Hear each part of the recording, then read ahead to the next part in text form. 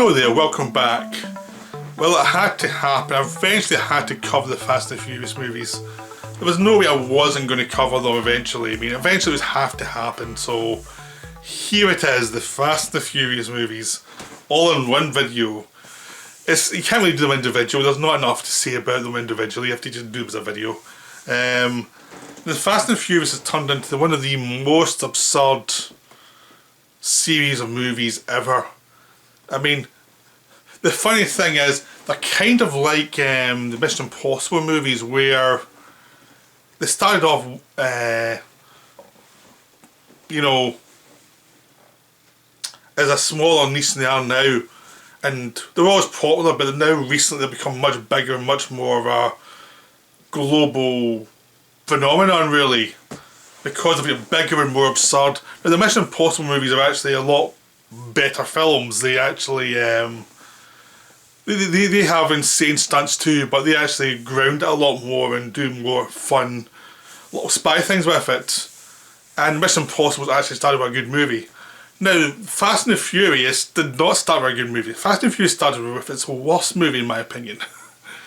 I saw this one became a massive, like, instant hit for like 3 weeks when it was released. It became this big thing. You have to see Fast and Furious, and it was this huge thing.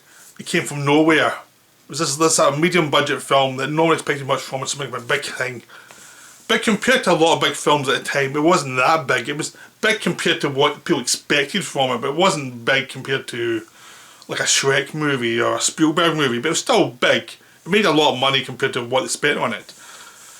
But it took itself really seriously, and it was really dumb, and it was a rip-off of Point Break. The plot basically is Paul Walker plays Keanu Reeves' character from Point Break, undercover FBI, or cop in this case, goes undercover to try and find these criminals who are stealing these, hijacking these trucks. They think it's Dominic Toretto, played by Vin Diesel, and they try different things, suggest maybe it's not him. Walker starts getting with them and starts becoming friends with them until he finds out they actually are the criminals, and he has to decide whether he's going to betray them or not. And that's it. It's basically Point Break. That's it. That's all it is. It's a low budget rip-off of a better film. It's not very good. It's kind of enjoyable, but it takes itself way too seriously, and it's the film in the series I'd watch least. I just think it's boring. I don't think it's that interesting at all. I saw it in the cinema when it came out just because it was such a big thing, and I was like, is this it? Is this all it is? It's not Point Break.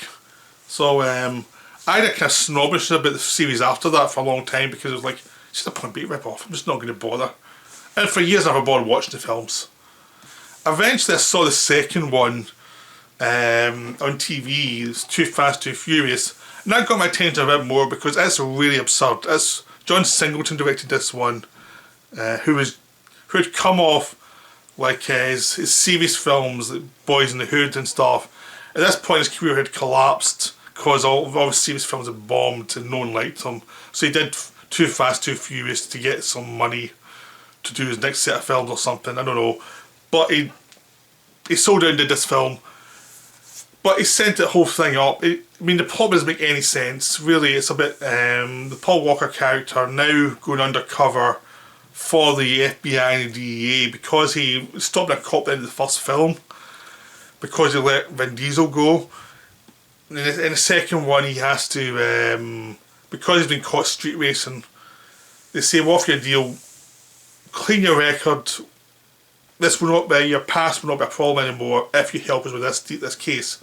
So he gets Tyrese, his old friend, who they've fallen out with, and they go undercover as drivers for Cole Hauser's drug dealing psychopath from Miami. And there's lots of colours. Ludacris shows up as a pal of Paul Walker's as well. So that's two characters that are going to come through as the series goes on again. It's really silly, it's really stupid, it's nonsensical, really enjoyable. It's dumb as hell. I mean, even for a series it got really dumb. This might be the dumbest movie it's ever made. It started off where it was going to go. In some ways this is sort of kind of the start of where it was going to go. Self-aware dumbness. with a bit of sincerity. This was much more like where it was going to go compared to the first one, which was much more serious and, you know. Then we went to Tokyo Drift. At this point, no one was coming back from the first one, Paul Walker or Vin Diesel, so they decided to do a low-budget spin-off that wouldn't cost much. They went to Tokyo, they brought in Justin Lin to direct, who'd come off Better Luck Tomorrow. He was like a new indie guy who had obvious style and would be suitable for the studio system. They brought him in to do a spin-off that had nothing to do with the first two movies. Lucas Black was brought in as a lead, playing this Texan kid who gets in trouble with the law, and he has to go to Tokyo, either that or go to juvenile detention, because he's into quite a few car chases and in trouble with the law. It's like either go there to be with your father, because his father and mother are divorced, or you go to juvenile detention. So he goes to Tokyo, gets involved with the casting in Tokyo, gets involved with Han, who's another important character in the series, and learn the ropes how to drift and take on DK, who's a local guy who does lots of deals with Han, who's also his uncle's in Yakuza. They get into a lot of hijinks. Lucas Black steals the villain's girlfriend. They have to do a race-off to see who leaves town. It's kind of like a western bit set in Japan. This is one of my favourites of the series. This is kind of the series kind of found its bearings in some way. Even though it was furthest away from where it was going to go and where it come from, it brought Justin Lin into the series, and the one thing Justin Lin can do is melodrama with a sense of humour. Like, he understands melodrama, what people want from melodrama. You know, he also has a sense of humour about it. So he can make a plot that could be pretty brain dead into something that's much more theatrical and genuine and weird. But it's a studio film, but it's his own little thing. It's like taking things seriously that aren't really serious, but shown by the characters take them seriously, which is a thing that the first two films never really did, at least for me anyway.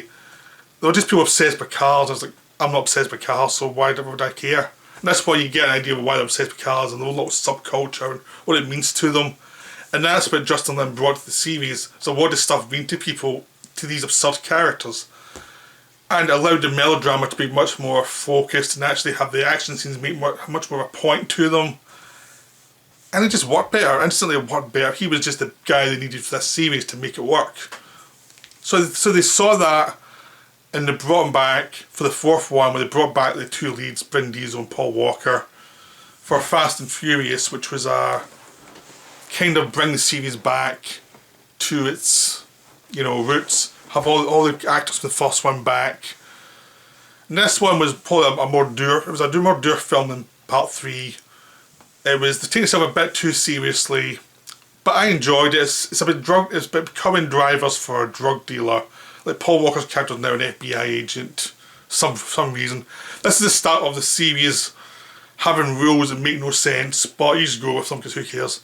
It turns out it's a prequel to Tokyo Drift, because Han's still in it and Han get killed in Tokyo Drift.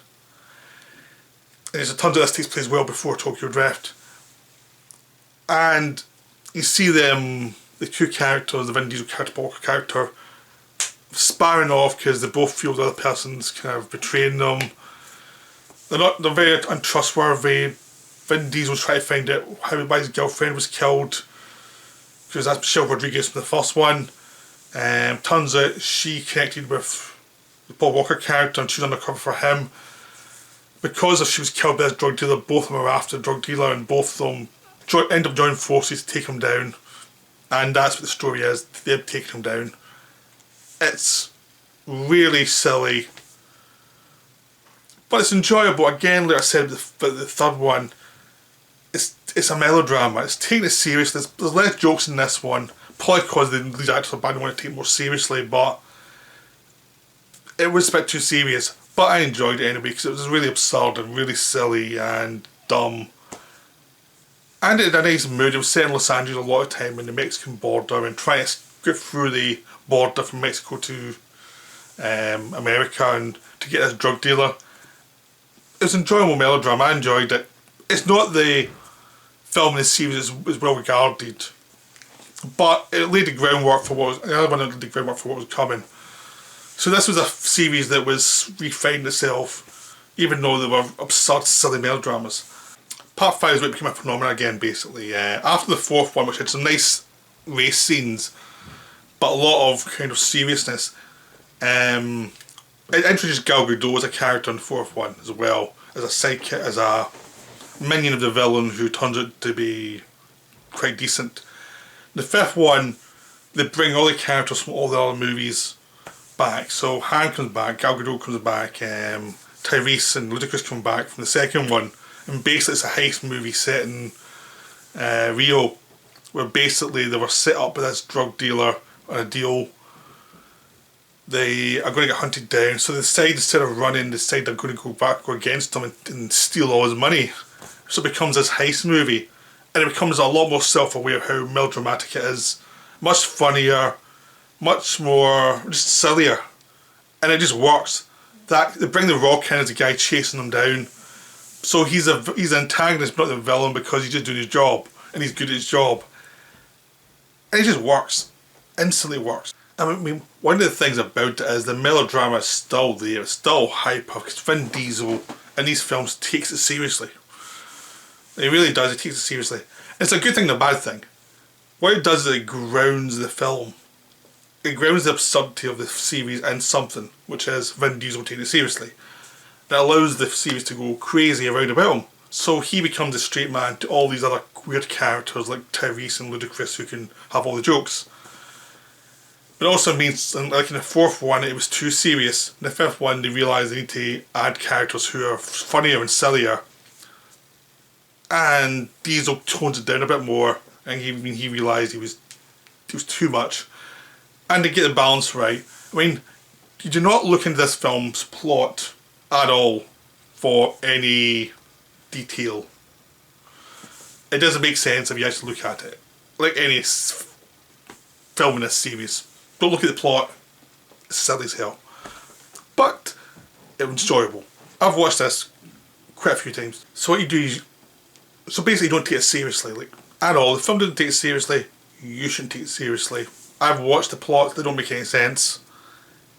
But it's just enjoyable. It's enjoyable fluff. And you get a lot of good action scenes. You get The Rock fighting Diesel, which is fun. It's not as good as what you'd expect it to be, but it's still enjoyable. You get, like, the final heist where they're pulling this bank, there's still the actual safe, and the safe's flying through the streets of Rio, smashed into things, like very much like a Bond, 70s Bond movie. It becomes a 70s Bond movie in this film, and it keeps going that way for the rest of the series. There are cheesy one-liners, there's early train heist, which is a lot of fun. There's lots of bizarre little jokes and weird bits and setups to a heist that have to change as time goes by. It's just it's a fun, silly movie. That's all it is. And because Justin Lin's the director again, he knows how to do the melodrama and make all the action scenes have like enough weight to get to the next action scene. It's like he's not doing high art or anything, but he's doing melodrama, and he knows how to do melodrama. You know, it's silly, it's cheesy, but he knows how to make it work for the people. And that was a big thing that got a lot of people in. And why it kept on rising. Each film kept on making more money. Like, when he became involved, it went from a series going down to a series was going up and up and up. And it kind of plateaued after he left, and now it's kind of there, kind of moving, sort of slowly going down again, but it's still consistently doing well. On to the sixth film. The sixth film is another really enjoyable one. It's even more excessive than the fifth one, with more stunts. It takes place in London a lot of time, and Spain. A lot of the London car chases take place in Glasgow, actually, because they shoot a lot of stuff in Glasgow in these films, because it'll come back to there eventually. It takes place, it's like Michelle Rodriguez, who was killed in the fourth one, turns out not to be dead, which is a pattern we'll keep seeing in this film, this series. Turns out she's alive, she's lost her memory, she's been, she's she's working for this villain who will be a big part of the series, this villainous family. Owen Shaw, who's trying to rob all these places for this technology. He's very much a brutal villain. He's pretty rotten. No ambiguity, he's a villain. He's got some nice henchmen who are pretty good at their job. So you get a lot of car chases, like through the streets of London as they're trying to stop him from escaping, which causes a lot of havoc. You've got a fun fight scene in the London Underground where there's lots of fist fights. Gina Carano is one of the additions to the team, and she has some fist fights with Michelle Rodriguez. When you go to Spain, where you have an insane car chase with a tank on a Spanish motorway, which is completely nuts but really enjoyable. It's really enjoyable how stupid it is. I think it's even stupider on a plane that's trying to take off, and all these cars connected to it, and it has the world's longest runway. This is what I said about Justin Lin. He's very good at melodrama. He knows how to do the melodrama. You're so focused on what they're doing that you forget how absurd it is. And you don't forget, but you enjoy it. You don't care how absurd it is, really. And that was what he brought to the series, this sense of enjoyment of the absurdity, of the silliness of it, and whatever it meant to the characters. So Vin Diesel was a lot more serious in this one again, because he was pining after his lost love, but it still worked because the centre to this film series was getting more and more crazy with all these weird things. Like they now had a crew of people like Therese and Ludacris and Gal Gadot and Han, who all had their own little bit, their own little jokes. So The Rock's part of the crew now, and everyone took the mickey at each other, and it became a really enjoyable series to watch, despite the fact that it was really silly. That's why you watch these films. The characters are fun. You don't follow the plots. You're going to have some good action scenes, and the supporting characters are fun, and Vin Diesel takes it too seriously. That's the series. Justin Lin left at this point, and the series never really was good again after he left. But it's still focused on having some decent directors to do this absurd thing. Part 7 had a problem where Paul Walker died halfway through filming. So they had to reshoot scenes around him. The body doubles, his brothers were body doubled, and they replaced the faces to make it look like he was in scenes he wasn't when he was already dead. And they managed to put together a film where his character was there, and you didn't notice it that much. You noticed it in some scenes, but not every scene. And they managed to make him there and get his character out of the series at the end of it, working from a situation where an actor was dead. And they did it very respectfully. James Wan directed this one, who did a lot of the Saw films and a lot of horror movies, and now he just done Aquaman. He's a director who's good technically, is good at setting up shots and stuff for our kind of mainstream audience. Not so good with actors. Actors are kind of left alone with him, really. He doesn't really seem to know how to, at least from the films I've seen of his, the actors seem to be left to their own devices. So the combination, this one, they lost a couple of characters. Paul Walker left. Gal Gadot's character being killed off in the last film. To me, there was less. The chemistry was there, but it wasn't as good as it was in the other films.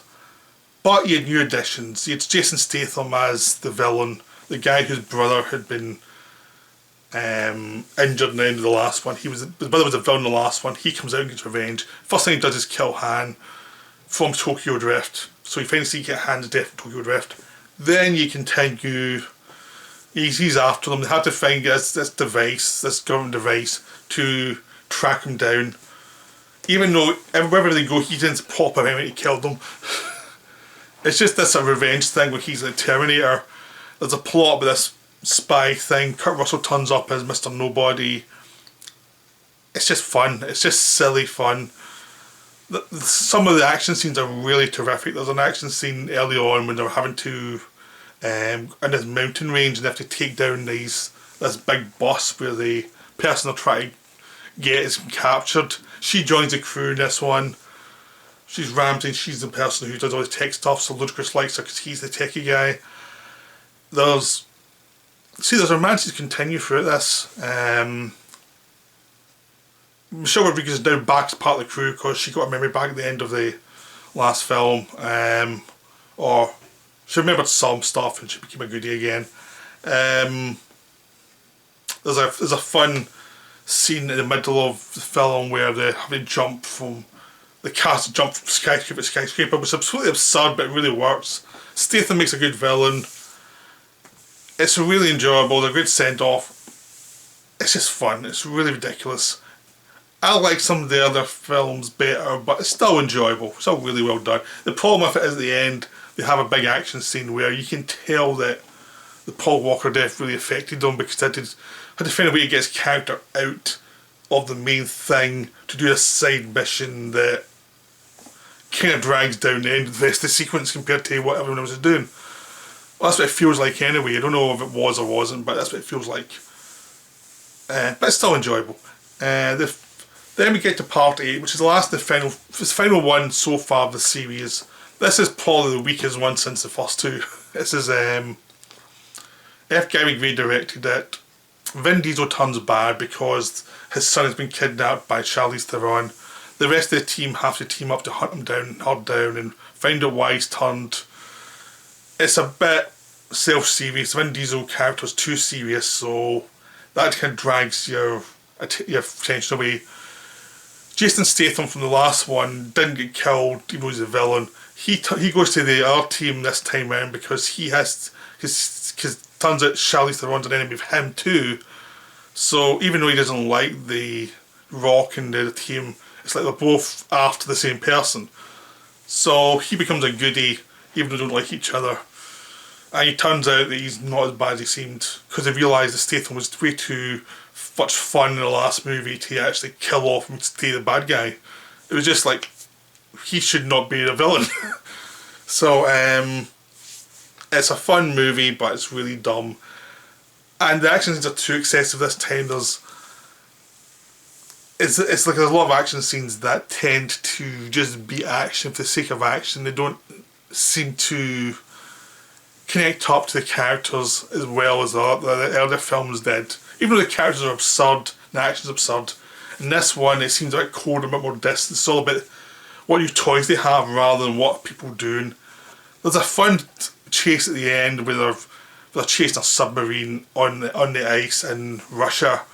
That's enjoyable, but really absurd and really stupid, and it takes away from it. This is just a kind of the weaker film. It's enjoyably dumb, but not knowingly fun like the other films. If the other films knew they were stupid and had fun with them being stupid, this one takes itself a bit more seriously and doesn't feel as much fun, you know. But it's still watchable, but it's not one you go back to as much as some of the other ones. Finally, you have the Hobbs and Shaw spin-off with The Rock and Jason Statham. Two characters who, obviously, the best thing of the 8th one was those two actors bounced off each other well. And it was a case of, okay, we need to put them together. So they were put together in their own little film. They brought in David Leitch, who directed John Wick and Atomic Blonde and Deadpool 2. And who's a very good action director. They didn't have much of a script, to be honest. It's about basically Shaw's sister has been set up as a thief by the villains. These villains, Statham doesn't like either. He's a lot of beef with different people, apparently. He has to protect his sister, and The Rock has to find out about this super virus that his sister has, that he realises his sister was set up, so he joins the groups even though Hobbs and Shaw don't like each other much. That's just a general thing. Right. It's like, there are different things you can ignore, but basically it's about The Rock and Jason Statham insulting each other and lots of action scenes. And that's where it delivers. That's all you need to know about this film. It's made by a guy who can do action scenes, and it has absurd action scenes. It has scenes that go on. Every action scene would be the end of another movie. There's a scene going through London where really all was shot in Glasgow, because I didn't recognise a lot of the locations. And it's like, yep, I've been there. You know, I know that Greggs, I bought stuff from that Greggs, that kind of stuff. And yeah, it's a lot of fun. That scene itself is a lot of fun because Idris Elba is a villain in this. He's been enhanced human, he's got a bike that you can almost read his mind. and they do a lot of really weird stuff. It's really enjoyable. Then there's another scene in Russia where they like destroying Russia and blowing stuff up in Russia. This factory where the villains have their super secret base, where obviously it gets utterly trashed by Hobbs and Shaw, and that's a great fun sequence. Just blows the hell out of everything, and where people are out racing a collapsing building, all that absurd stuff that's done really well. This is a massive jump up from Part 8 because again they know they're in a stupid movie and they're playing along with it, and it's loads of fun. It ends up in Samoa where The Rock goes back to his family. They don't have any weapons against all these super soldiers, so they have to use old-fashioned techniques and viruses to cut the power to certain people, and they have a big old barn. It's this Samoan army versus army clad in black with helicopters, trucks. Really dumb, but really enjoyable because how absurd it gets. The Rock at some one point is holding on to a truck in one hand and something that's connected to a helicopter in another hand, and somehow it hasn't been ripped apart. That's how daft it is, but it's really enjoyable.